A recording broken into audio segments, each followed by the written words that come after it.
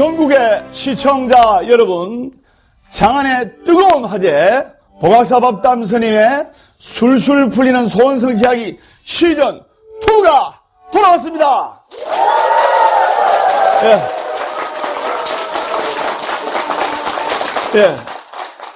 매주 방송할 때마다 전국에서 뜨거운 반응이 와서 오늘도 힘이 납니다. 찬물과 명상음악 잘 들었습니다. 오늘 여러분들께 또 1시간 동안 뜨거운 열정으로 법문을 할까 합니다. 오늘 여러분들께 전해드릴 법문은 말의 힘이라는 법문인데, 말의 힘, 제가 저번 시간에 사람이 신구의 삼업으로 생각해서 뱉어내는 말은 95%가 그 말대로 된다 했어요. 말대로. 95%가 말대로 되는 거예요. 그래서 자식들한테 악담하지 마라 했죠. 니도 나중에 내 꼬라지 한번 대봐라. 그건 악담하지 마라 했죠.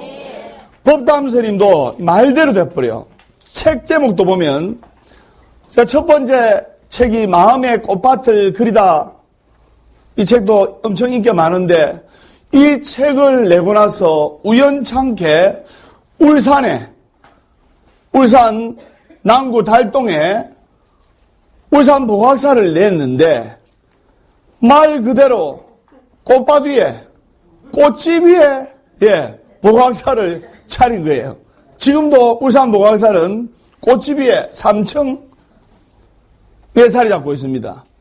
꽃집 위에 딱 이렇게 앉으셔가지고 부처님 화사하게 웃고 계시는 겁니다. 마음의 꽃밭을 그리다 이 책을 내고 나서 꽃집 위에 절을 차렸고, 그래서 술술 풀릴 겁니다. 이 책을 내고 나서는 법담선이 하는 모든 일이 술술 풀리는 거예요.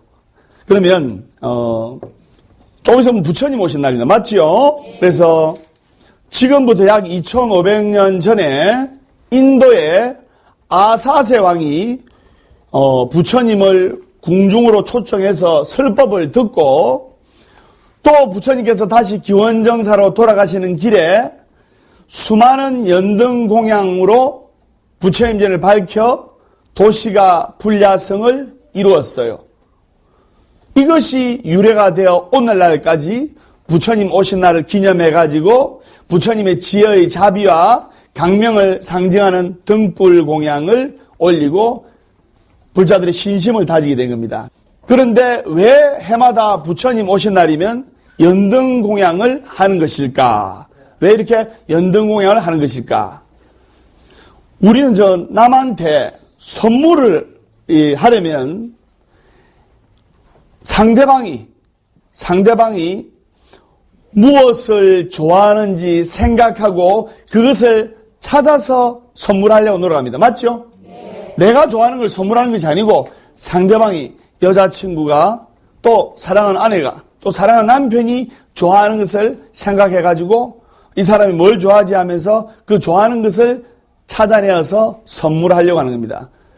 그렇듯이 부처님께 공양을 하려면은 바로 메모하세요. 복이란 것은 자비광명입니다. 자비광명. 그 다음에 지혜는 진리광명이에요. 복이란 것은 무슨 광명? 진리는 지혜광명. 그래서 복과 지혜가 구족하신 참 생명의 자체이신 부처님은 무엇을 좋아하시는가를 한번 우리가 되짚어 봐야 돼요. 그래서 등불은 밝음이고 광명이기 때문에 마치 태양과 같아서 어두운 미혹과 중생들의 착각을 깨뜨리고 자비광명의 따사로운 햇살로 만물을 성장시키는 것이 바로 보살행과 다를 바가 없다 이 말입니다. 보살행이라 하면 뭐냐? 부처님이 중생을 굽어 살피시는 마음인데 바로 즉 메모하세요. 측은지심이에요. 측은지심. 이 측은지심은 부모님이 자식을 생각하는 그 마음이에요.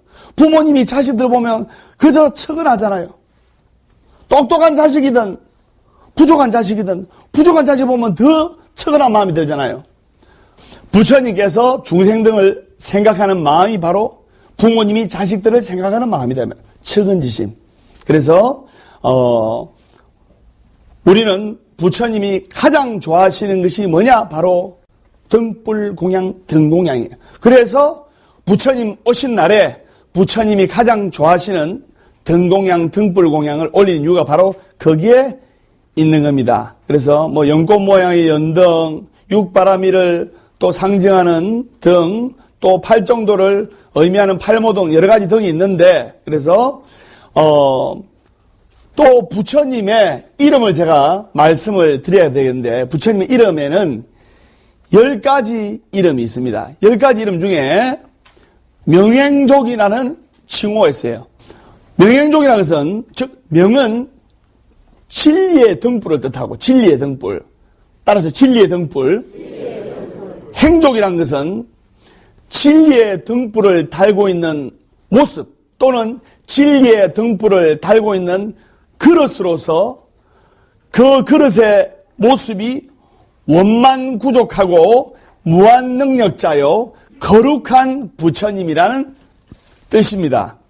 그래서 부처님께 연등을 공양하는 것은 내 마음의 부처님을 연등에 다 모셔서 부처님께 올리는 것이기 때문에 내 마음속에 참 생명을 밖으로 드러내어서 형상화시킨 부처님의 모습을 표현한 거다 이 말입니다. 전국의 사찰에서 부처님께 부처님 오신 날을 맞이해서 연등 공양을 올리고 있고 소원성지들은 보각사도 연등 공양을 부처님께 올리고 접수를 하고 있습니다. 그래서 연등을 올리게 되면 세 가지 공덕인데 부처님으로부터 성불할 것이라는 수기를 받는 공덕이고 첫 번째 공덕이고, 연등을 올리면 두 번째 공덕은 지혜의 눈을 얻게 되는 공덕이 있고, 즉 지혜스러워지고, 세 번째 공덕은 재앙을 물리쳐서 소원을 결국에는 성취를 합니다. 자, 그러면 말의 네 가지 힘, 말의 네 가지 힘. 우리 속담에 보면 말 한마디로 천냥빚을 갚는다라는 말이 있습니다. 말을 잘해가지고 나라를 구하는 일도 있고, 말을 잘해서 나라를 구하는 사람도 있고, 반대로 말을 잘못해서 자신의 목숨을 잃는 일도 있습니다. 말 한마디 잘못해가 살인사건 나는 경우도 있어요. 맞죠? 네. 천수경에 보면 시박참회란 말이 있습니다. 시박참회. 따라서 시박참회. 그래서 시박참회는 살생중재 금일참회, 투도중재 금일참회, 사음중재 금일참회, 망어중재 금일참회, 기어중재 금일참회, 양설중재 금일참회, 악구중재 금일참회, 탐해중재 금일참회, 진해중재 금일참회, 치암중재 금일참회. 우리 천수경 할 때 하지 않습니까? 그래서 시박참회라는 것인데, 우리는 몸과 말과 뜻으로 좋은 업도 짓고 나쁜 업도 짓는 거예요.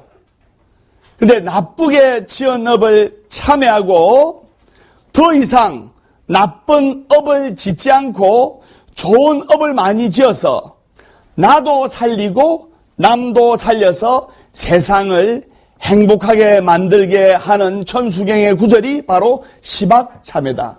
니도 살고 나도 살고 나도 살고 니도 살고, 이것을 동체대비랍니다. 그러면 몸으로 짓는 업은 바로 살생, 도둑질, 사음이고, 말로 짓는 업은 망어, 즉 거짓말, 그 다음에 기어, 꾸미는 말, 양설, 혀가 두 개다, 즉 두 가지 말. 이 사람도 이 말하고 이 사람도 이 말하고 똑같은 말을. 그래서 악구는 욕, 험한 말, 이 네 가지입니다. 그리고 뜻으로 짓는 것은 탐심, 성냄, 어리석음, 즉 욕심, 성냄, 어리석음, 이것을 뜻으로 짓고 마음으로 짓고 생각으로 짓는다 말입니다. 이 중에서 오늘은 법담 스님이 말의 중요성에 대해서 알아보도록 하겠습니다. 그럼 말에는 네 가지 힘이 있어요. 네 가지 힘 메모하세요. 각인력, 견인력, 성취력, 파괴력. 말에는 각인력, 견인력, 성취력, 파괴력이 있어요. 노래도 마찬가지예요. 노래대로 돼버려요. 노랫말대로 가수의 인생이 되는 겁니다. 제가 사랑했어요를 부른 가수 김현식 엄청 좋아합니다. 그 다음에 사랑했지만을 부른 김광석 엄청나게 좋아합니다. 좋아하는데 김현식의 사랑했어요는 잘 들으세요. 시청자 여러분 잘 들으세요. 김현식의 사랑했어요는 여러분 다 아시겠지만 사랑했어요. 그땐 몰랐지만 이 마음 다 바쳐서 당신을 사랑했어요. 이렇게 부르죠. 그 다음에 김광석의 사랑했지만은 어떻게 부르냐. 사랑했지만 그대를 사랑했지만 그저 이렇게 멀리서 바라볼 뿐 다가설 수 없어. 이럴 때 박수 안 줍니까? 네.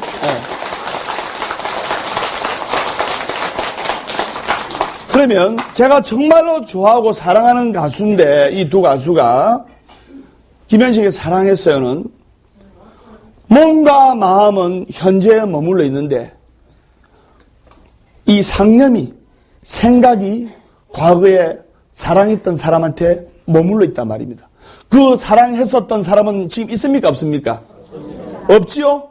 그럼 즐거워요 괴로워요? 괴롭고 마음이 아픈 거예요. 그 노래를 부를 때는 무슨 노래를 불러야 되느냐? 과거의 상념에 괴로웠던 기억에 아팠던 기억에 머무르지 말고 사랑 노래 부르다 무슨 노래 부르냐? 사랑을 할 거야 사랑을 할 거야.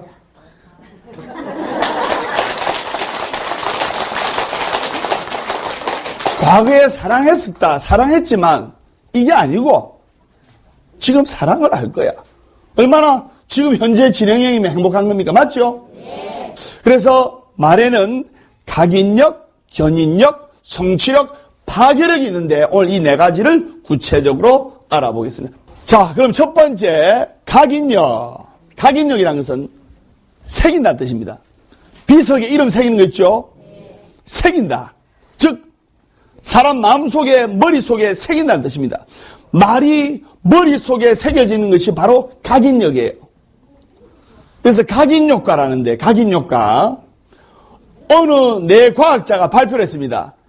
어느 뇌과학자가 말씀하시기를 뇌 세포의 98%가 말의 지배와 말의 영향을 받는다고 했어요. 뇌 세포의 98%가 자기가 뱉은 말의 지배와 영향을 받는 거예요. 제가 존경하는 김영삼 전 대통령께서 초등학교 때부터 책상에다가 김영삼 대통령 이렇게 해가지고 책상에다가 새겼어요. 각인효과지요. 그리고 만나는 사람보다 안녕하세요. 대통령이 될 김영삼입니다. 그래서 훌륭한 대통령이 되신 거 아닙니까? 즉 김영삼 전 대통령께서는 어릴 때부터 매일 책상 앞에 나는 대통령이 된다고 매일 되풀이하다 보니 가슴으로부터 자신감과 열정이 샘솟아 자신의 일을 꾸준히 한 결과 결국 대통령이 되셨습니다. 이와 같이 같은 말을 계속 반복하면 그것이 머릿속 잠재의식에 뚜렷하게 새겨지는 각인 효과가 되는 겁니다. 그렇기 때문에 좋은 말, 긍정적인 말을 하면 그 좋은 말, 긍정적인 말, 아름다운 말, 사랑의 말대로 각인 효과, 내가 인식을 하기 때문에 그렇게 되어버리는 거예요. 그래서 법담 스님이 귀에 못닦아리가 않도록 따라서 사랑합니다. 사랑합니다. 감사합니다. 감사합니다. 행복합니다. 축복합니다. 잘못했을 때 미안합니다. 무슨 말인지 아시겠습니까? 네. 그것이 무슨 역이다? 각인력. 새긴다. 각인력. 두 번째는 견인력. 견인력. 말은 잡아 끄는 힘이 있어요. 뭐냐? 말은 잡아 끄는 힘이 있습니다. 즉 말이 머릿속에 각인이 되면 자신도 모르게 그 말대로 행동하는 것을 말합니다. 제가 술술 풀릴 겁니다. 술술 풀릴 겁니다. 각인을 시키니까 말 그대로 행동이 되잖아요. 그냥 술술 풀린 행동이 되잖아요.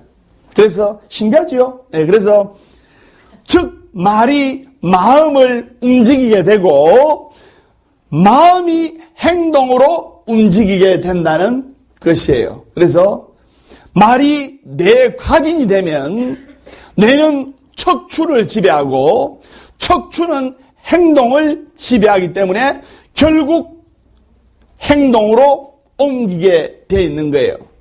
그렇기 때문에 나는 할 수 있다 이러면 실제로 할 수 있게 되는 거예요. 따라하세요.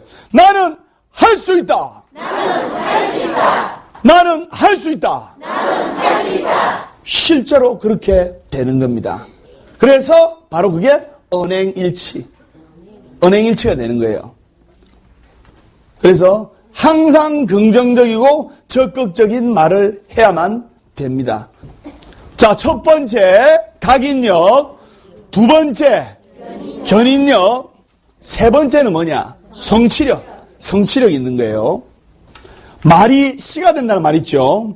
말은 무엇인가 이루는 성취력이 있습니다. 성취력. 그래서 말이 각인력에 의해서 각인이 되고 그리고 견인력이 생기면은 이제는 저절로 그 말의 각인효과, 견인효과에 의해서 저절로 성취되게 하는 힘이 있습니다. 그래서 부부싸움 할 때도 말 조심해야 돼. 특히 아내가 좀 남편이 무능력해. 그럼 남편 보고 네가 내한테 해준 게 뭐 있노? 뭐 있노랍니다. 그럼 실제 남편이 아무것도 안 해줍니다. 어느 청년이 저명한 경영학자 노만 빈센트 필 박사를 찾아왔어요. 그래서 물었습니다. 박사님께. 박사님, 어떻게 하면 세일즈를 잘할 수가 있을까요? 이렇게 물었어요. 저도 경영학을 좀 공부를 했는데 그러니까 그 박사가 말했습니다. 나는 훌륭한 세일즈맨이다. 나는 세일즈 전문가다. 나는 모든 준비가 돼 있다. 이렇게 카드를 만들어서 외치고 다니라. 주문을 외우듯이 외치고 다니라. 나는 프로다. 내가 만나는 고객을 나의 친구로 만든다. 나는 즉시 행동한다. 이 말을 카드로 만들어서 주문을 외우듯이 하라고 그 박사님이 가르쳐 주셨어요. 그래서 그 청년이 이를 실천에 옮겨가지고 기적 같은 일이 일어나게 된 거 아닙니까? 즉 자신에 대한 긍정적이고 적극적인 말이 그 사람을 유능한 세일즈맨으로 바꾸어 놓은 겁니다. 말의 네 가지 각인력 두 번째, 견인력 세 번째, 성취 네 번째가 파괴력. 예. 시청자 여러분도 잘 들으시기 바랍니다. 말의 파괴력. 즉 말은 무엇인가 망가뜨리는 파괴력이 있습니다. 보통 사람들은 자신이 원하는 일이 잘 안 되면 부정적인 말을 합니다. 맞죠? 힘들다. 직장생활이 너무 힘들어. 힘들다. 그만둬야 되겠다. 미치겠다. 배고파 죽겠다. 힘들어 죽겠다. 더워 죽겠다. 고통스러워 죽겠다. 적성에 안 맞는다는 부정적인 이 말을 계속하게 되면은 자신의 그 말대로 각인력, 견인력, 성취력, 파괴력의 순에 의해서 자신의 삶이 힘들고 어렵게 꼬이게 되는 겁니다. 이와 같이 말은 긍정적인 힘과 부정적인 힘을 둘 다 가지고 있는데 사람은 운명을 개척할 수가 있는 거예요. 그래서 법담 스님이 5바퀴 돌 사람을 기도 딱 해가지고 한 바퀴 만에 돌아오게 했고 또 4바퀴, 5바퀴, 6바퀴 돌 사람도 있어요. 즉 사람은 운명을 개척할 수 있다. 긍정적인 마인드를 가지고 긍정적이고 적극적이고 밝은 말을 하면 반드시 인생에서 성공하게 돼 있단 말이에요. 누구처럼? 법담 스님처럼. 그 사람이 어릴 때부터 무슨 생각을 하였고 무슨 말을 듣고 자랐으며 무슨 말을 하며 살았느냐에 따라 그 사람의 인생관이 바뀌고 그 인생관대로 세상을 살아가게 되는 겁니다. 그래서 긍정적이고 적극적이고 사랑스러운 말, 자비로운 말을 많이 해야 됩니다. 합장하세요. 천수경의 시박참회를 생각하면서 따라하세요. 거짓말하지 말고 참된 말, 진실된 말을 합시다. 꾸민 말을 하지 말고 진실한 말을 합시다. 이간질 하지 말고 화합하게 하는 말을 합시다. 험한 말을 하지 말고 자비롭고 부드러운 말을 합시다. 상대를 배려하는 따뜻한 말을 합시다. 나는 할 수 있어. 부처님께서 나와 우리 가족에게 항상 자비 강명과 지혜 강명을 비추고 계셔서 모든 일이 순조롭게 잘 될 수 있어. 나는 할 수 있어. 합장 바로 해주세요. 이렇게 긍정적인 말은 나를 긍정적인 인생으로 디자인하게 되는, 발음 괜찮습니까? 네. 그래서 이렇게 긍정적인 말은 나를 긍정적인 인생으로 디자인하게 되는 거예요. 그래서 여러분 말의 내가 지금 첫 번째 각인력, 색인력 두 번째 견인력 세 번째 성취력 네 번째 파괴력 있기 때문에 말이 씨가 되는 거예요. 좋은 말, 아름다운 말, 사랑스러운 말, 행복의 말을 입버릇처럼 해야 됩니다. 아침에 눈을 떴을 때는 여러분들이 법담 스님처럼 따라하세요. 나는 행운하다. 나는 행운하다. 아브라카타브라. 주문처럼 외워야 돼요. 무슨 말인지 아시겠습니까? 그러면 어느 신도님이 저한테 이런 말씀을 하셨는데 뭐냐?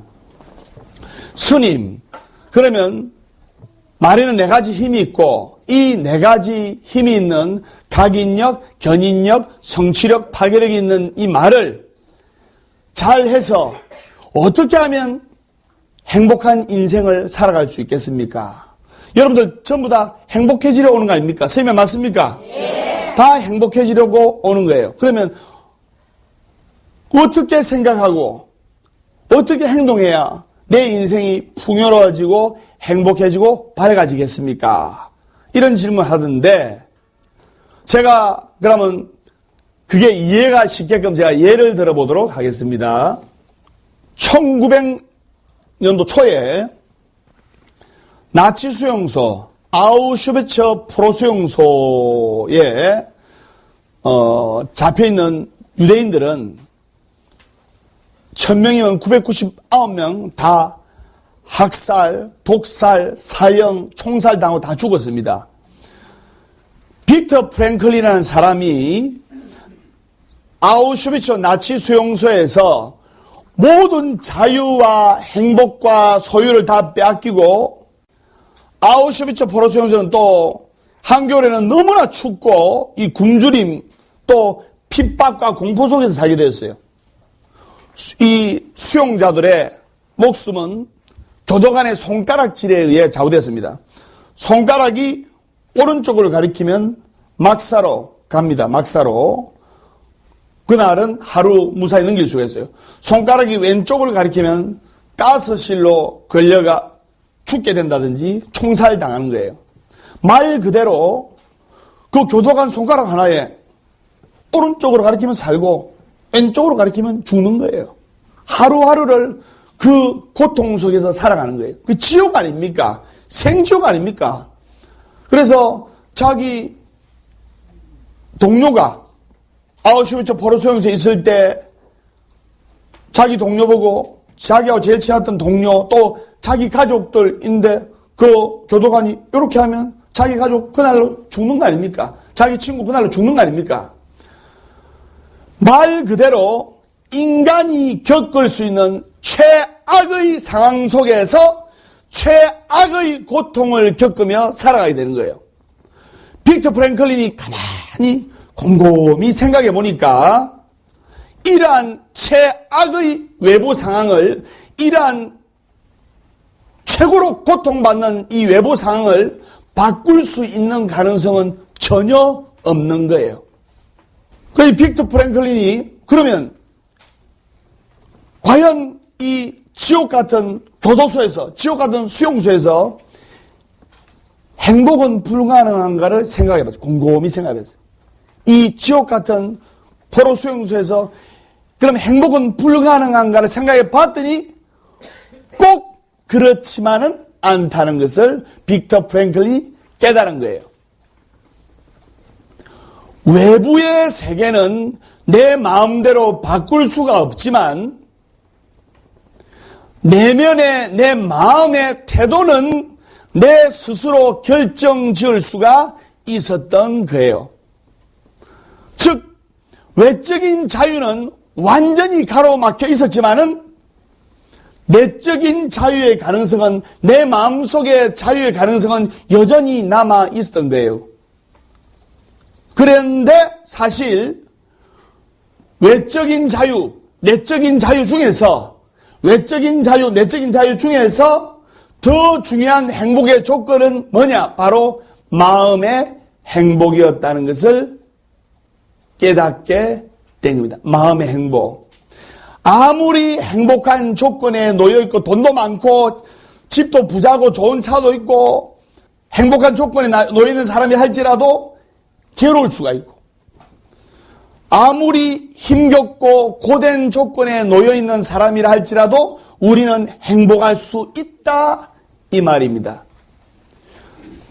빅터 프랭클린이 1944년도 3월 30일에 해방이 되어서 아우슈비츠 포로 수용소에서 풀려날이라고 꿈꾸던 한 유대인이 1944년 3월 30일에 해방되어서 아우슈비츠 포로 수용소에 갇혀있는 유대인들이 자유를 얻을 거라고 그 기도하고 기대하고 있던 한 유대인이 1944년 3월 30일이 지나도 해방이 되지 않자 그는 완전히 희망을 잃고 삶의 의미를 잃어서 1944년 3월 31일 그 다음날 그냥 죽고 말았어요. 자살한 게 아니고 희망을 잃어서 자다가 심장마비로 죽은 거예요.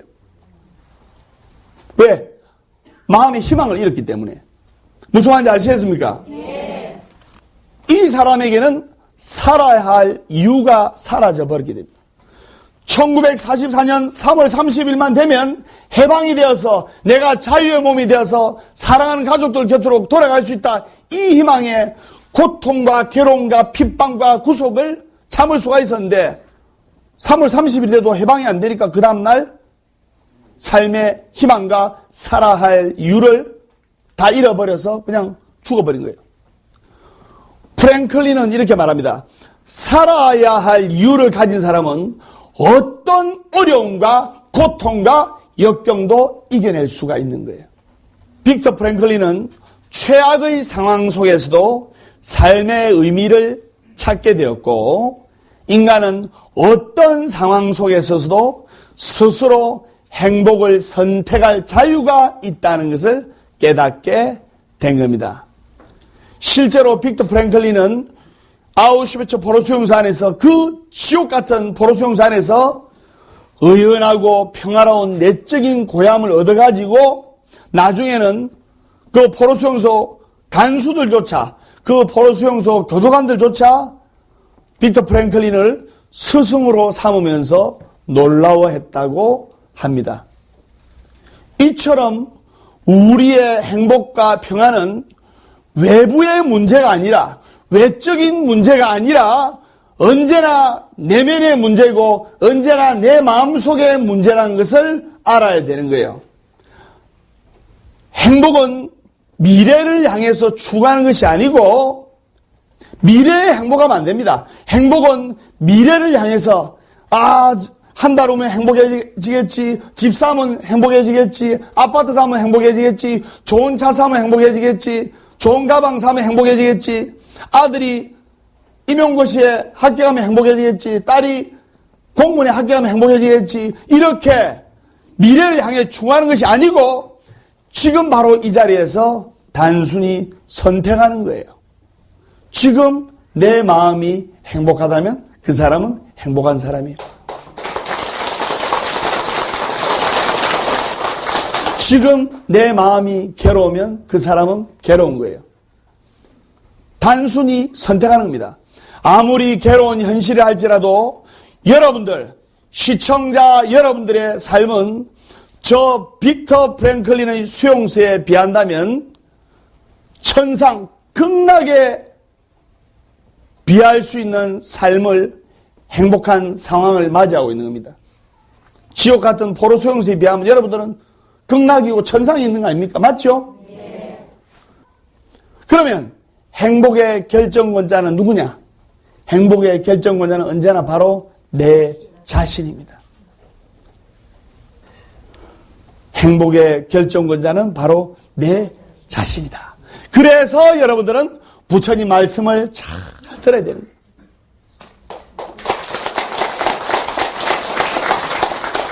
자기 자신이 꽃자리에 있는 줄 몰라. 사랑하는 사람을 잃었을 때, 아, 내가 그때 정말 그 사람이 소중한 사람이었구나. 건강을 잃었을 때, 아, 내가 그때 참 건강했구나. 많은 재물을 잃었을 때, 그때 내가 참 돈이 많아고 잘 나갔구나. 여러분들과 법담 스님이 있는 바로 그 자리가 꽃자리예요. 꽃자리. 행복한 자리다 이 말입니다. 그 행복한 자리를 알 때 그 사람의 인생은 행복으로 향해 나아갈 수가 있는 겁니다. 행복의 결정권자는 언제나 나 자신입니다. 외부의 상황이 나의 행복을 결정하는 것이 아니라 언제나 내 스스로 행복하기를 선택할 수가 있는 거예요. 다른 사람은 가족끼리 행복하게 사는데 나는 왜 이 모양 이 꼴아주고 살아야 되냐. 그래서 이렇게 마음속으로 외치면서 힘들어하는 사람도 있다 이 말입니다. 무슨 말인지 아시겠습니까? 네. 가족이라는 공동 운명체를 만들어가지고 이렇게 고구마 가지에 고구마가 주렁주렁 열리듯이 가족들, 또 자식들, 손주들, 사위, 며느리 이렇지 않습니까? 맞죠? 네. 법담 스님은 보각사라는 큰 가정을 이루었어요. 여러분들이 내 자식들이에요. 그래서 법담 스님의 결정적 단점은 혼자 산다는 겁니다. 그래서 여러분들이 외부의 상황이 나의 행복을 결정하는 것이 아니라 언제나 내 스스로 행복하기를 선택할 수가 있는 겁니다. 부처님 말씀을 가슴에 새겨서 인생을 매일매일 행복하게 살아가야 된단 말입니다. 어차피 짧은 인생이에요.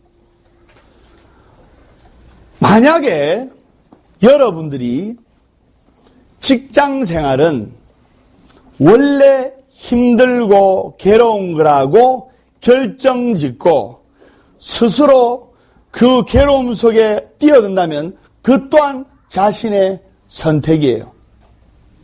종교에서 1등하고 서울대학 가는 아이들은 정말 공부를 재밌게 해요. 공부가 재밌고 정말 공부가 좋아야 그 정도 성적이 나오는 거예요. 하기 싫은 걸 억지로 한다고 주입식으로 교육한다고 그게 서울대 가고 하는 게 아닙니다. 맞죠? 네.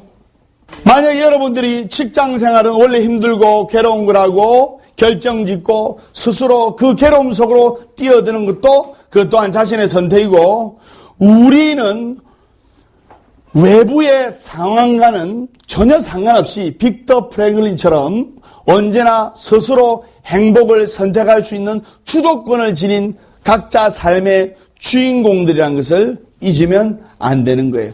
그래서 삶 그 자체는 언제나 중립적인 거예요.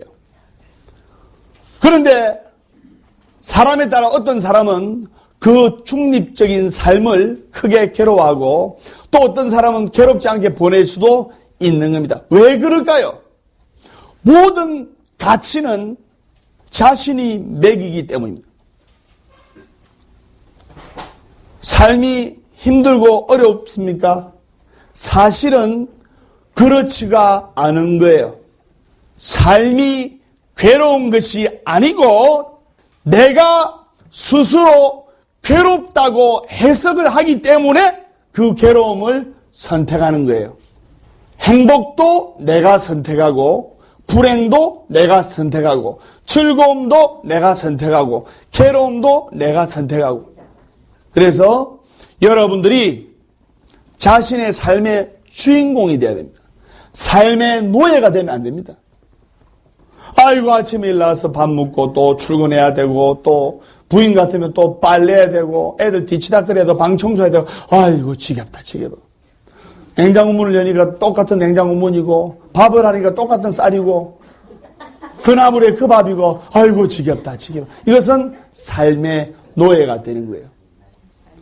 30년간을 살았던 남편이고 30년간을 살았던 아내인데 눈을 뜨면 보면 설레이는 마음이 생깁니다. 이것은 인생의 주인공이 되고 상황의 노예가 되지 않고 상황의 주인공이 되기 때문입니다. 똑같은 냉장고를 열어도 매일매일 신선해. 똑같은 밥을 하더라도 매일매일 즐거워. 콧노래가 저절로 나와. 그래서 상황의 노예처럼 살지 말고 그 인생을 주도적으로 선택할 수 있는 인생의 주인공이 되고 상황의 주인이 돼야 한다 이 말이다. 무슨 말인지 아시겠습니까?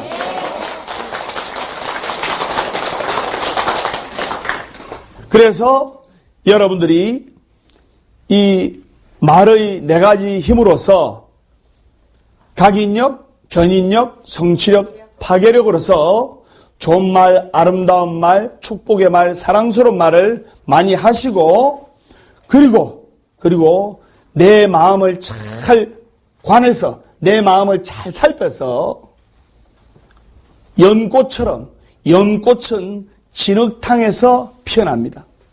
진흙벌 구덩이 속에서도 아름다운 연꽃이 피어납니다. 그렇듯이 사바세계 괴로운 이 오탁 악세에서도 연꽃처럼 아름다운 삶, 행복한 삶을 누리시기를 기원하면서 도화사법담선의 술술 풀리는 소원성 지하기 시즌2 매주 일요일 아침 10시 부산보각사, 매주 화요일 저녁 7시 울산보각사에서 뜨거운 열정으로 여러분들 찾아뵙도록 하겠습니다. 우리 다 같이 인사하겠습니다. 술술 풀릴 겁니다.